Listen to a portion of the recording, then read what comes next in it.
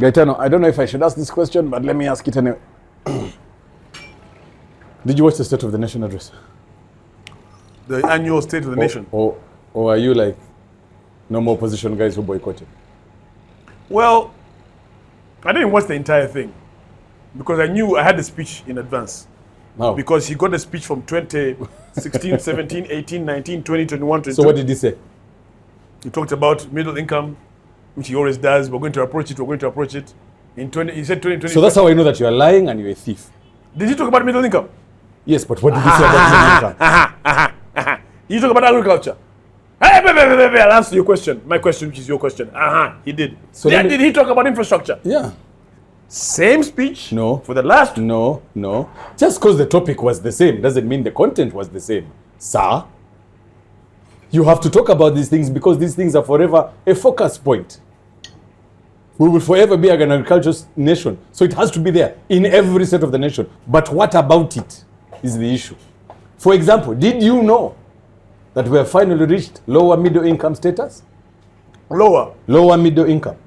There's like the bottom of the middle income. We are there now. At $1,182 That's the bottom. per capita. There, now we have entered there. Now we can officially say we are in middle income, but the lower part, like we're on the ground floor. He even said it. I congratulate you for reaching ground floor of middle income. That's what I'm saying. It's middle income, but what about it? There's agriculture, but what about it? Look, I don't mind him telling the nation what is going on because we need to understand it. But my point is this. Yes, you talk about middle income. By 2025, we're going to, that's what, next year? It would be now proper middle income. Proper middle income. Yes. We've already touched lower middle, which already in itself is a success story that nobody wants to talk about. But hey, to each their own. How about infrastructure?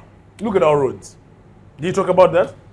Yes, he did. But he didn't talk about Kampala in particular. He talked about other connecting roads that connect trade out of Uganda. And remember, the only bad roads in Uganda are in Kampala. Look, there's economic growth. There's progress in all of these sectors. Oh, you agree? No.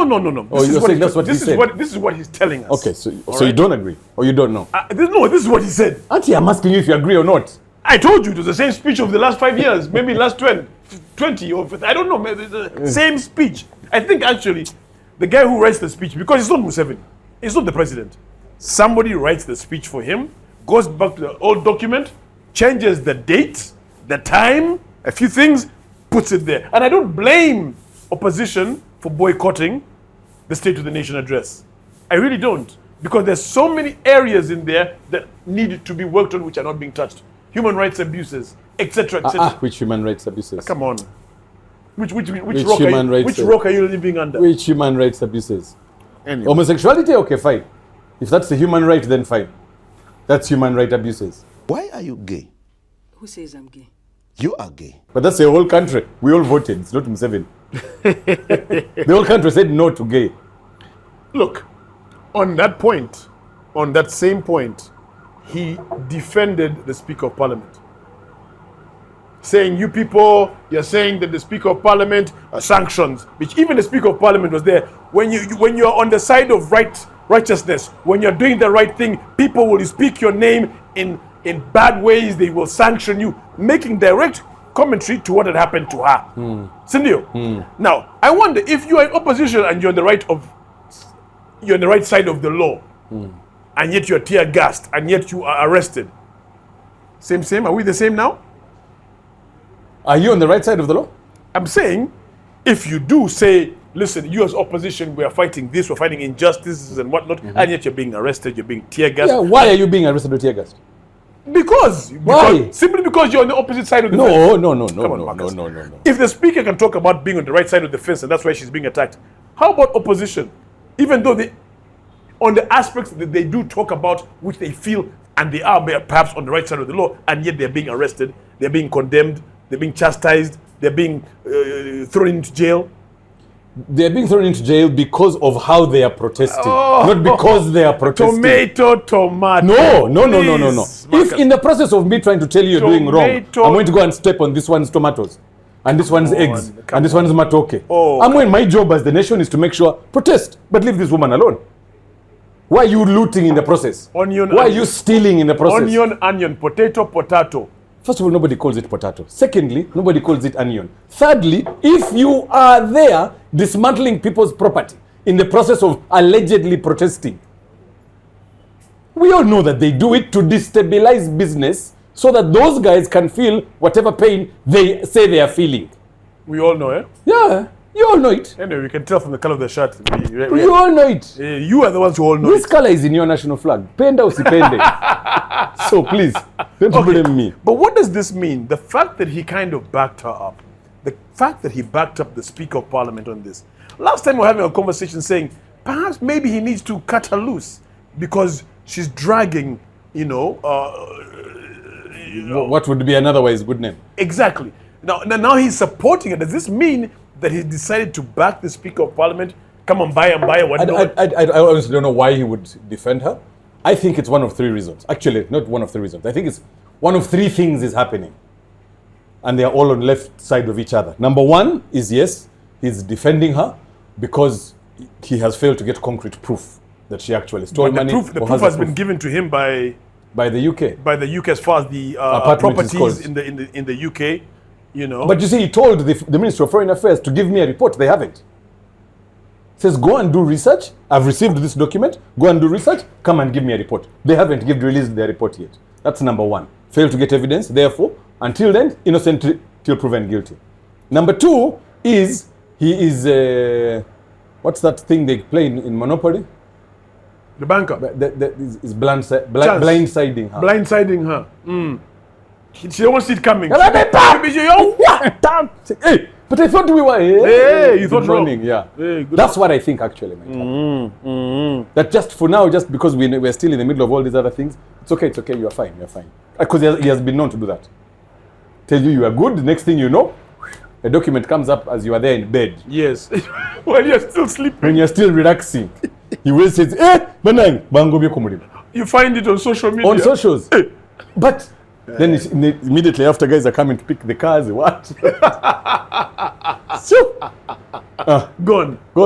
So I don't know. I honestly don't know. I think it's too premature to call. He did, however, talk about corruption. And I'm glad he did. But he said the same old thing about corruption. We are fighting corruption. We are doing our best. You must, I can play the smallest violin in the world. The same old story. What are you doing about corruption? Absolutely nothing. So 3 MPs have been arrested post that State of the Nation. 3 MPs. And he said, normally in the process of fighting corruption, there's a lot of allegations left, right, and center. I always hear these stories, but I normally don't have proof.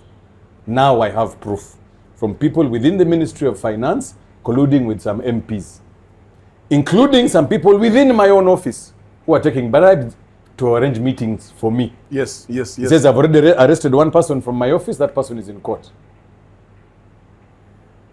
These are the people of finance. Normally I hear all kinds of stories, but nobody wants to give actual buino. People say Gaetano is a thief, whether he stole money.